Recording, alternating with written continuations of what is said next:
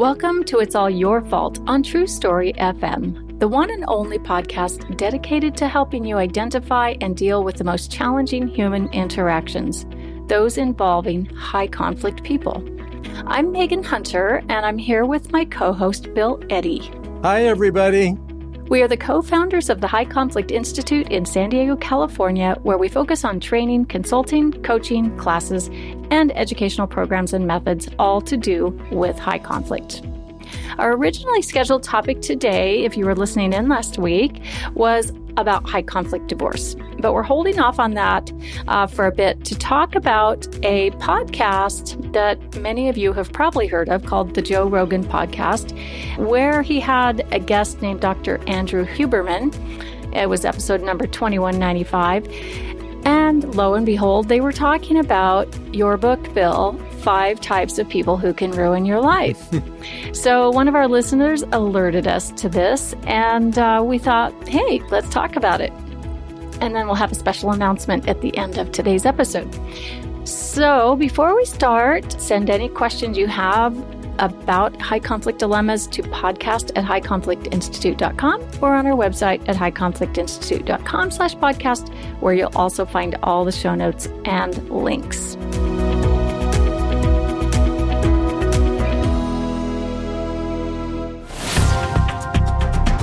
All right. So, Bill, we are going to listen to this. It was just a very brief part of the longer episode, about 3 or 4 minutes. But we'll break it up here a little bit and play bits at a time, and then have you, we'll talk about those. All right. So again, this is Dr. Andrew Huberman, who is being interviewed by Joe Rogan on his podcast. And it's interesting, this book came out in 2018, so it's been a few years, and it sold really well in the beginning and continued to sell well, but we saw a big increase since the pandemic, as we've talked about many times on this show, and in what we're hearing from the general public and from professionals that we train. Conflict is up, aggression is up. Bullying has increased, so there's more of a need for this information. All right, so let's listen to this first part. When someone's lying, it's almost like they're waiting to see how you buy it. So that it's like their defenses are up. They counterpunch quick. They're selling it. They say it, and they're like, does he buy it? Like, you feel the does he buy it, and like, ooh, you're full of shit. Oh, interesting. You know what I'm saying? Let me think about this. So you are able to sense their anticipation of your response. It's like they've got queued up some evaluating whether you're going yes, no, or maybe. Yeah, but it's not reliable. Like, I just to be completely honest, I've been bullshitted before, but I think I'm better at it than most, and I think maybe that's because I've had more conversations with people than most people have. But it's not 100%. Sometimes people are full of shit, and you're not sure, or you have your defenses down. I mean, I've been badly manipulated before. Yeah. It happens. Yeah. Well, especially if you like someone. That's part of the problem. You don't want them to be full of shit. Yeah, and some of the best manipulators, certainly in my experience, are people that have really figured out the combination lock of the things that that I have felt deprived of, and they come in and sure. And those tend to be unique things, like that you can't get out anywhere. And boy, somebody said that to me recently. Like, there are certain categories of humans that I can't be seduced by. I'm not talking about just sexual seduction, right? Right. I'm saying that it just can't be seduced by. And then there are some people that just are able to get past that force field. And so I consider myself pretty good at threat sensing, except in that domain, where like my threat sensing is like the equivalent of a stuffed animal. My friend Tony always says that erotic and psychotic are so close to each other that it crosses over back and forth. And I think there's something to that too, that some of the craziest people are also some of the sexiest people. For some weird reason, like you want to be with them even though they're dangerous, like they're crazy. Like, there's some weird thing going on there. Almost like you want wild kids, because wild kids could survive better. Okay, so Bill, as they were talking about lying. Joe mentioned, as you heard, that he's pretty good at detecting lies, but not always. So when it comes to people who are lying, and in relation to the 5 types of people who can ruin your life, what's the connection there, if any? Well, there's a strong connection because all of the 5 types lie more than average. Now, some people are really careful to be purely honest and all of that. But what we see is high conflict people often are trying to kind of fight reality and get the people around them to see things their way, which often has a spin on it, what we call cognitive distortions. They twist things into all or nothing thinking, emotional reasoning. I feel it's true, so it must be true, jumping to conclusions, those kinds of things. And so they often shade the truth. Sometimes they do it so automatically because it's part of their personality. And sometimes they're doing it on purpose because they feel like it's the reason they're lying is so much more important. It's often based on their personality. So let me just start with antisocial personality. That's one of the 5 types. That personality is known for lying. In fact, that's one of the criteria for mental health professionals is that they are chronically deceitful, which includes lying and conning. So it's part of their personality. But let's take another borderline personality. People with that have a fear of abandonment and are willing to lie to avoid being abandoned. The most dramatic example I remember reading about was a woman whose boyfriend had decided to split up with her. She was too intense for him. And so he said, I want to split up. You're too intense for me. She said, oh, that's terrible because I just found out this morning that I'm pregnant. And so he was like, oh, my goodness, if she's pregnant, I can't split up with her. I'm going to have to do the right thing and marry her and raise the child. And so he marries her quickly, and 6 months go by, 7 months go by, 8 months go by, 9 months go by. There's no baby. It was completely a lie. But the reasoning was emotional, is that she was desperate to hold on to him. And so that's the basis of a lot of lies that you get with these 5 types of people. So the brain is just finding a way to feel okay. The brain is finding a path back to safety, and the vehicle is lying in some cases. That would be the cognitive distortion, yes? Yeah, but in many ways, I think it often leads more deeply a sense of I can't survive. Yeah. Without this person, and therefore lying in the service of survival is okay. But not a conscious thought, right? No, these aren't no. conscious thoughts. It's just all the brain manufacturing whatever it needs to manufacture to keep that connection going, right? Yes, and if you picture the person as about 18 months old, as a child, and her mother says, sorry, kid, I'm leaving you, and walks out the door, closes the door, never comes back, that child won't survive. And a lot of people with borderline personality disorder had attachment disruptions right around that age, around 18 months. A lot of that kind of got into their thinking, their psyche. And this is through no fault of their own. And that's so important here, is understand these disorders, these high conflict personalities were formed not because people chose them, but usually in early childhood. If you're 18 months old and your mother leaves you, you're going to die. So you have that same feeling about abandonment as an adult. And we see that drive a lot of high conflict divorces. Lying is part of the package. And it's really sad because the person feels like that's their only choice. Yeah. And we heard Joe and Dr. Huberman also talk about manipulation, right? We all like to think that we don't get manipulated by people or that we can detect when we are. But is that always possible? Well, first of all, about spotting lying, we're really not good at that. And all the research says that we're really not better than guessing, that you got a 50-50 chance of being right. You guess somebody's lying or that they're telling the truth. It's like a coin toss. Just toss a coin and you'll be as accurate. Really? Yes. So that's what the research says. But do you think, based on, kind of our expertise in high conflict, that we can have a better lie detector, a manipulation detector? I would like to think that, but I'm not so sure. What I also learned early in my years as a lawyer is I remember reading a study that said it's better to read documents than to watch somebody in cross-examination. And the reason why is if you have a high conflict person and you're cross-examining them, they have a lifetime of knowing how to lie. They're skilled at this. And if you watch their body language, go, oh, he just seems so honest and sincere. I've consulted on cases like this where we were able to figure out the person is lying, but they convinced a jury, they convinced judges.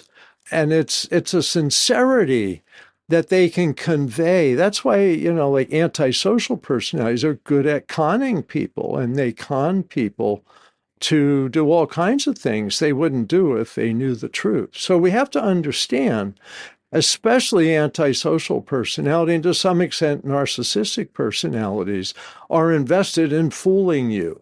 And they have a lifetime training in that. And you're not going to catch their lie just looking at their face. But if you read documents, and this is great in legal cases, because I get to read documents and find out this is what they said to this person. This is what they said to that person. This is their behavior. This is when the police caught them 3 years ago, and they didn't tell you about that, but we found that case. Then you start putting the pieces together and realize this person's lying. But if you just looked at them, you'd probably be convinced they were telling the truth. So we're not all that great at that, and we need to be humble and know our limitations and dig for the facts rather than guessing based on somebody's face. Yeah. So I think in my own experience, I've become much better at suspecting falsities and people who are lying. I think you are better at that because you've been trained in being suspicious. Right. But it's also a calculation as well. Knowing the fear basis of these personality types, these 5 types, you can kind of compare it against the other 90%, which is what Joe and Dr. Huberman talked about quite a bit, was that 90% of everyone else.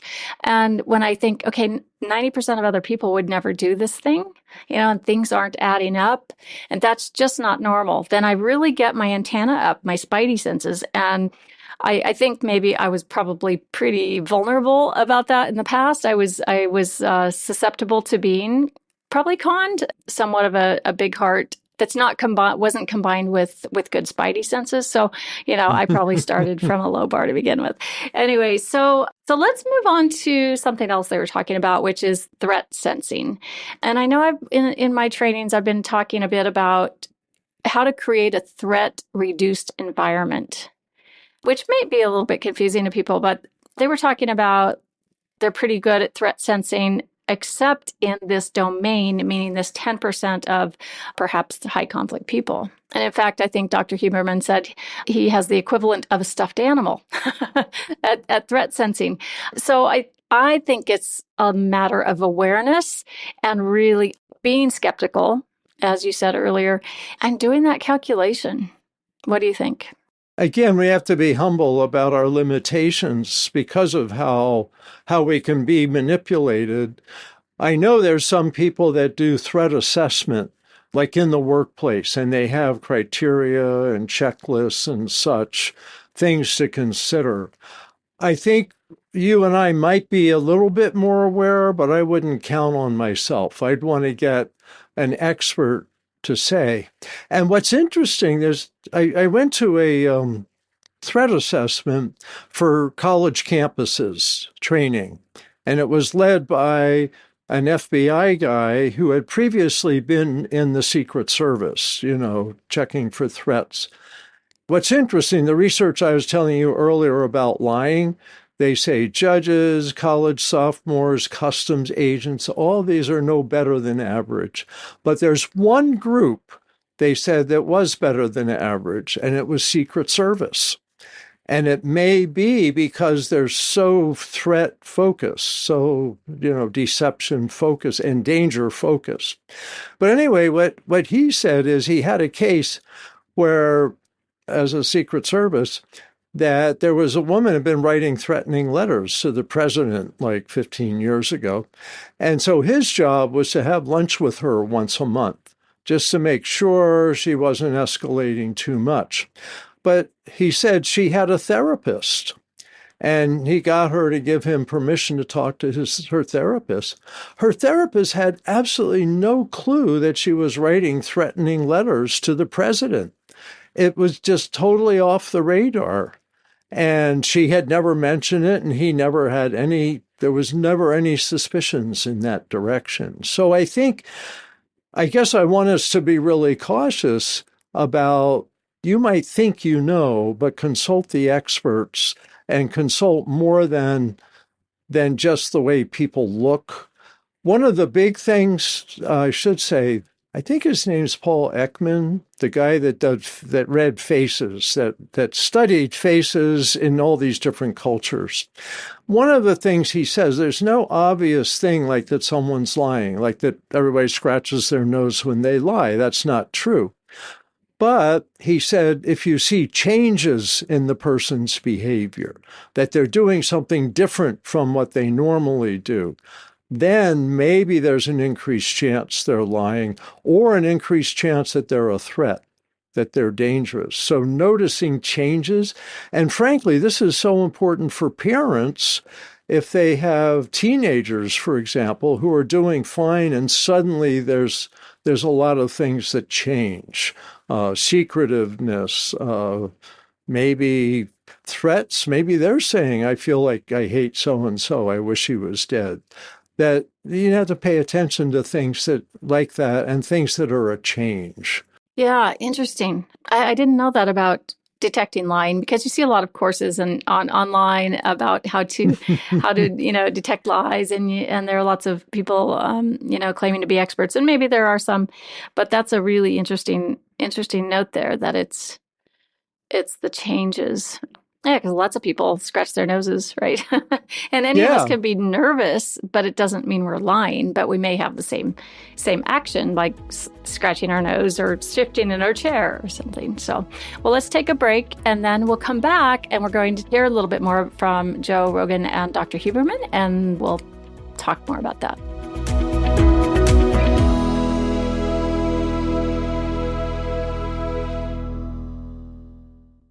All right, we are back, and now we're going to listen to a bit more of Joe and Dr. Huberman talking about conflict and drama. Well, I'm listening to a really good book that a really smart person suggested to me called 5 Types of People That Will Ruin Your Life. and I only wish I had read it years ago. And here's the main takeaway, that there are about 10% of people out there, and it cuts across all the standard labels of like narcissist and borderline and all that. Like they include some of that, but they depart from that, and they just focus on what – there's a guy who's a psychologist. It's written by a guy who's a psychologist. He's worked a lot on conflict resolution over the years, courtroom type stuff, et cetera. And he says in this 10% of people, they are high conflict people. But they like conflict. They feed off it. They like drama. They like conflict. They like creating it. But within that category, it's pretty evenly divided, he claims, between women and men. And then there's a further division where about half of them play passive and victim, but are highly manipulative. They use other people to try and basically harm. Yeah. And then the other 5% are very aggressive and abrasive. All right. So as you heard Dr. Huberman say, Bill, he loved your book and thought that it was really interesting to read about people. There are actually a smaller percentage of the population that are difficult people than he and probably the general population believe, because I think it's because that one person in our life makes it seem huge, right? Like there's so many people like this, but it's really typically just a small number of people. But there are people who like conflict, people who like drama, people who like creating it. And then he talked about from the book five types of people who can ruin your life, that this type of behavior, this high conflict personality, is evenly divided between women and men. So is that true? Yes. Yes. I would say the breakdown of these five types is like, say, I mentioned borderline personality disorder. And the big study that was done 20 years ago, the only one of its type in the United States, they studied like 43,000 people. Anyway, they came up with it was right around equal, men and women with that. And as a therapist, I'd always thought that was primarily women in the past. But the research supports the idea that male people with borderline personality, and this is mood swing, and we'll talk more about this in the coming weeks, but wide mood swings, that also fits men who commit domestic violence against their spouses or partners. And so that personality is present in a percent of men and a similar percent of women. They said in that study about 6% of adults. Other studies say 2% of adults, but that's just one example. Narcissistic personality, primarily men, but significantly women. Histrionic personality, turns out the study showed about 50-50. And that's always completely shocking to people. Yes. Because we have this built-in bias, as you and I both know. We've polled audiences around the world about whether they're more female or male of these types, or about equal.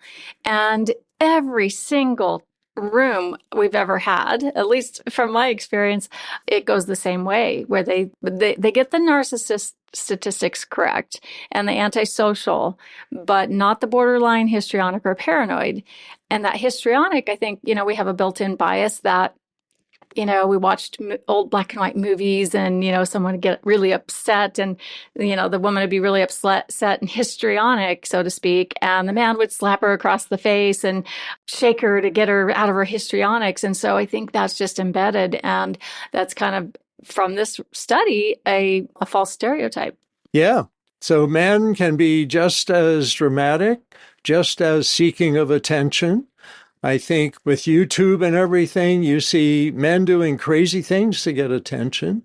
You see a lot of the movies nowadays, drama, Hangover 1, Hangover 2, everyone's dramatic. And one of the shows you like is The Office. Say there's a little bit of histrionics there coming from a male character. Oh, for sure. Yeah, and you misspoke, Bill. I don't like that show, The Office. I love it. Oh, okay. I know every line from every episode, I'm pretty sure. Yeah. So, yeah, it is kind of interesting about the histrionic personality type, that I think it's really hard, because we think the word histrionic puts in our brain that it's somebody that's hysterical and super dramatic and weeping and out of their mind. But it isn't just that. It's someone who's just attention seeking, has to be the center of attention, doesn't like it when they're ignored. The brain starts to go into cognitive distortions and, whatever it takes to get attention again, right? So it isn't just this histrionic woman, which is false.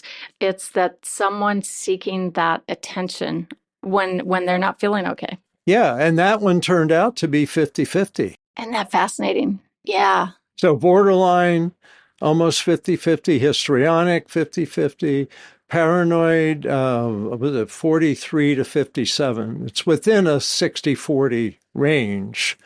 Narcissists, a little higher, 38% female. But they say since that study that women have been learning to become more narcissistic in our culture. And since the study was done 20 years ago, we've had a whole series of young actresses and musicians that a lot of people say, well, she's such a narcissist and things like that. But antisocial is the only one that seems really to be about 3-to-1 male to female. And seems to be more hardwired. And that seems to be consistent for decades, if not centuries. So that's the one that's not equal. Yeah, and the audience always gets that one right. Yes. So there's some, some knowledge, some expertise, but there's also built-in bias, I believe, and just experience over your whole life. But it is fascinating with the antisocial. I've also read that, it's really the hardcore trauma. Like the most severe trauma can end up with antisocial personality. So maybe someone who's been abused in really weird ways by their mother, or someone who's perhaps locked in a closet and physically abused and starved and things like that. Is there truth to that, Bill? Yes, there's truth to that, but it's only a portion of antisocials have a terrible history like that. More than probably the other personalities, there's a percent of them that are born this way.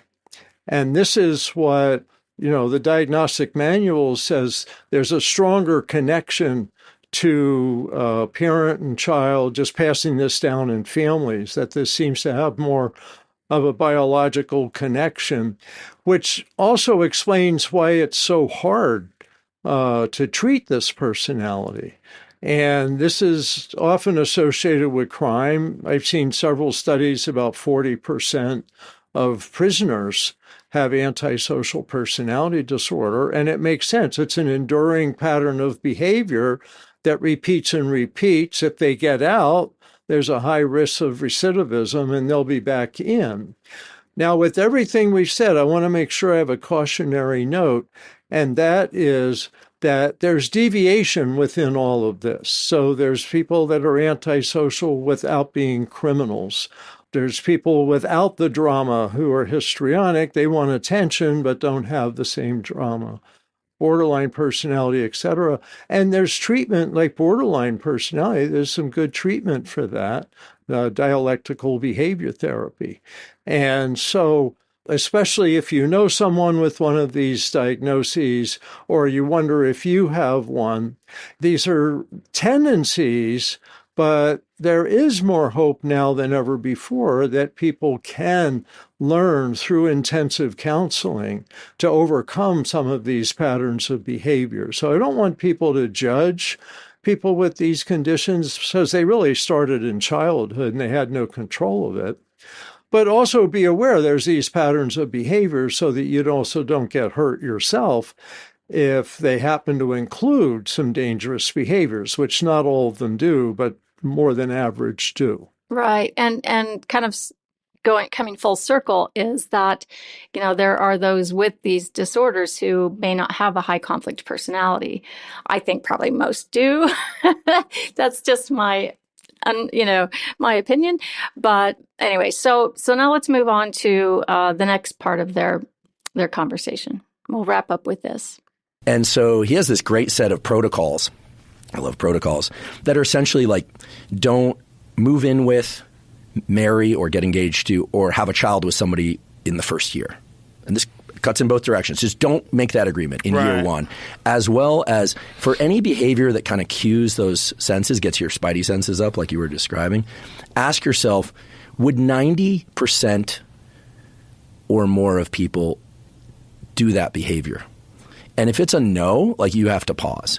In other words, what he's saying in this book is that most people are actually pretty healthy, but that most of the woes of the world are created by about 10% of people, which he calls these high conflict people. But they don't always come out high conflict like screaming and yelling. Mm-hmm. They're often very tactical and manipulative and very vindictive. They'll leverage victimhood. They'll leverage a lot of different things. And again, cuts across men and women equally, he claims.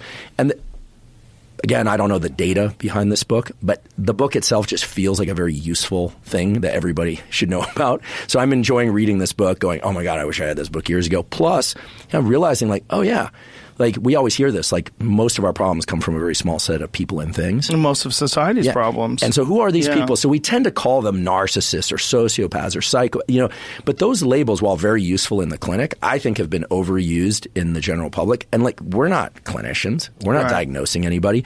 And so, but difficult people that can ruin your life abound. But it turns out it's only about 10%. So, and it has some very specific protocols of how to deal with the people who are more outwardly aggressive versus play victim, et cetera. Very useful book. I think it sucks that you have to think that way, though. Can you just enjoy someone? enjoy their company. If they're in the 90%. Yeah, but that's the problem. Right, but you could zig when you should have zagged, and you run into a 10%er.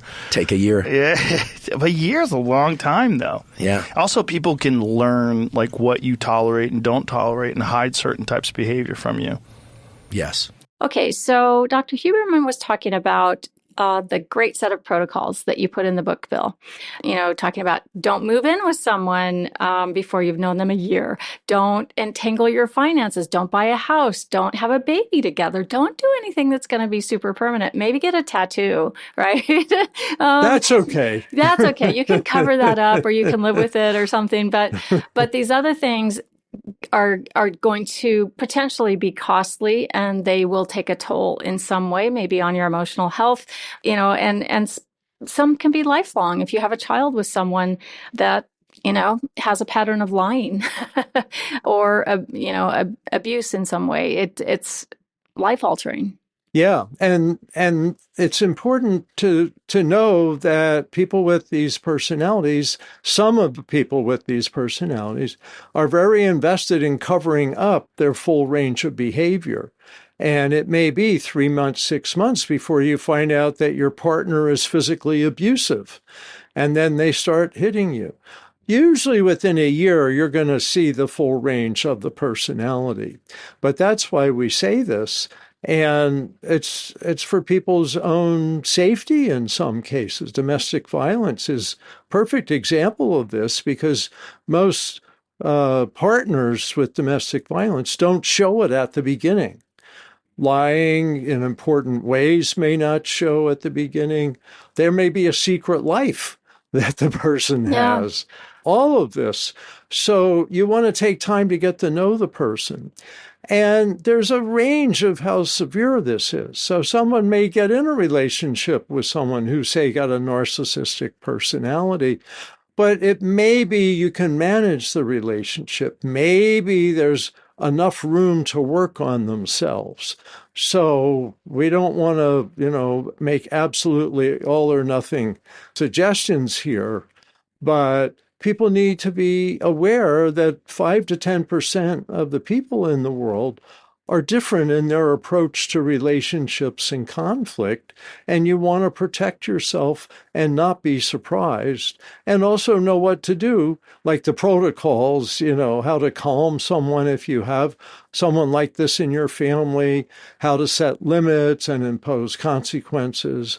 All of these things come up, and they may help you manage the relationship, especially like in the workplace, someone that's your boss and they got a high conflict personality, but you may be able to manage them enough to make the job tolerable until you get your retirement in a year or two, things like that. Okay. Yeah. And kind of the last point they touched on was those Spidey senses, right? Would 90% of people do that behavior that they're doing? Because a lot of us, most people, I think, want to assume the best in others, that they're not going to cheat, they're not going to lie, they're not going to lie when they know they can get caught, or they're not going to rage. And so we want to think the best, but we have to use, like you said, our Spidey senses. You just have to use your own brain, right? And pay attention to gut feelings, because they're in your right brain. And read my book. And read the book. So speaking of the book, and we'll wrap with this. So thank you for that, Bill. And I want to give a shout out to Joe Rogan and Dr. Huberman for giving a shout out for this book, because sales are up. But we are going to launch, starting next week, a series on this book, 5 Types of People Who Can Ruin Your Life. And I think you'll really enjoy it. We're going to dive deep into all of the 5 types, just all the different nuances about them, and things that you can do to protect yourself, identify, things like that.